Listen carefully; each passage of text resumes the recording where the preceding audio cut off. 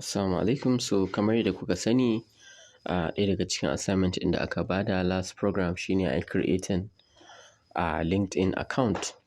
So to do that, akwai application na LinkedIn, shi ma kamar wani social media ne inda zaka iya tallata skills ɗinka domin ka samu aiki daga kamfuna ko kuma kamfanin da ke neman masu irin skills ɗinka za su iya neman ka. So shi ma dai LinkedIn, like I said, kamar social media ne, sai yana da application mai zaman kanshi. So na riga nayi downloading din shi.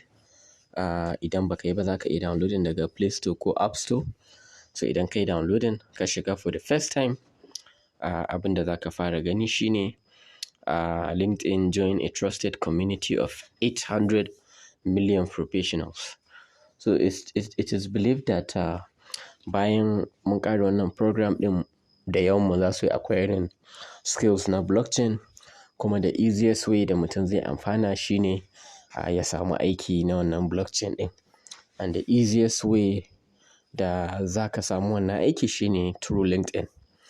So to create account on LinkedIn, bayan ka buɗe application akwai continue with Google idan wannan account ɗin da kake so ka yi amfani da shi already yana cikin wannan wayan.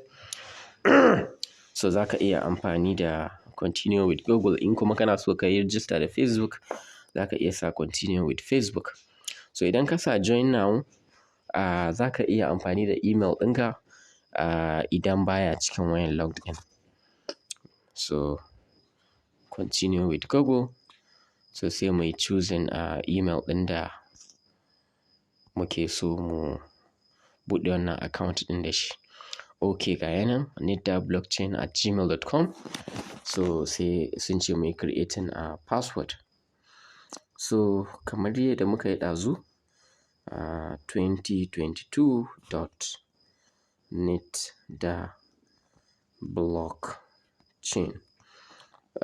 so that ya zama password ɗin yana da tsaro sosai. Ba lalle ba ne ku yi amfani da irin wannan password, amma mu tabbatar da cewa password ɗinmu is very strong saboda kada wani ya yi hacking account ɗin.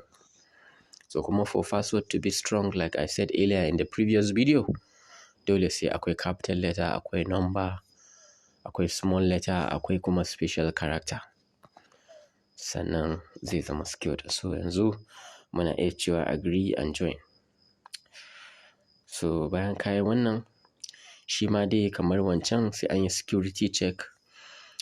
Su kuma nasu security check ga yanda yake, za ka danna verify.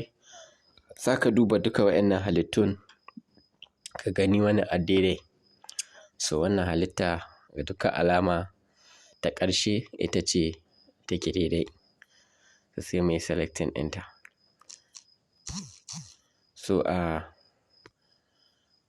So as you can see, verification complete.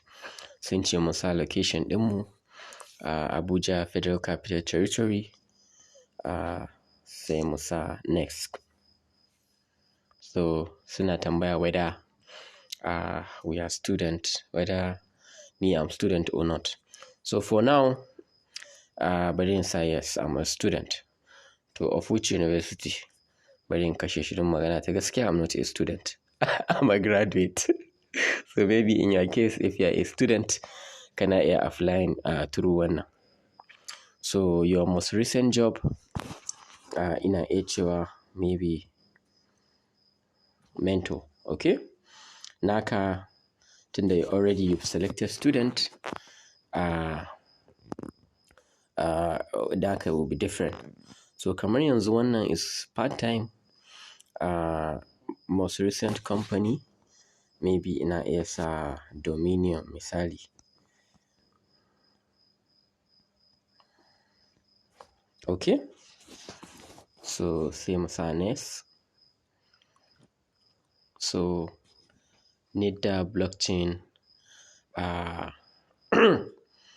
mentor at Dominion. Okay? Account ɗin da muke so mu buɗe kenan. Sai mu sa, muna iya sa hoto by typing wancan pen ɗin. To amma for now muna iya barin shi haka nan. Sai mu sa next.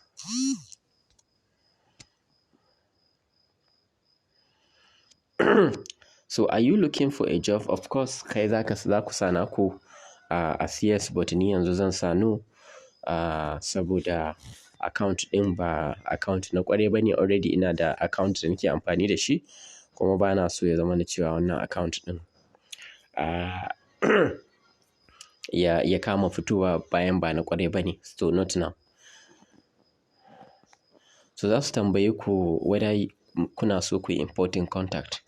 So it's a very good abin nan, za ku iya importing contact ɗinku, saboda daga cikin contact ɗinku yin akwai wa'inda da kuka sani za ku iya joining connections ɗinsu, su masu yi joining naku.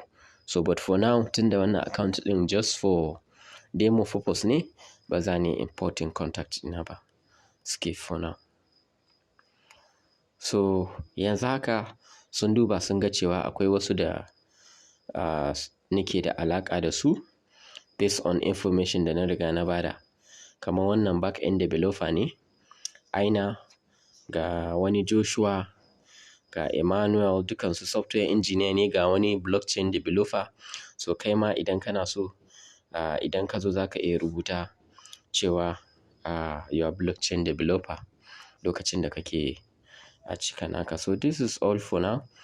Let's skip for now and follow interest. Maybe in akwai vacancies a rinka notifying ɗinka. In akwai career opportunities a rinka, duk dai abubuwan da kake da interest sai ka daddanna su kamar haka. At the end of the day sai ka zo ka danna finish. So idan ka ƙare, shi kenan account ɗinka zai zama ready. So kamar yadda na ce ba na so in yi importing contact ɗina, so I will cancel this. So saboda ban yi following kowa ba, that's why wannan feed ɗina yake empty. Had been na following mutane da zan ga feed. So this is all. Thank you so much.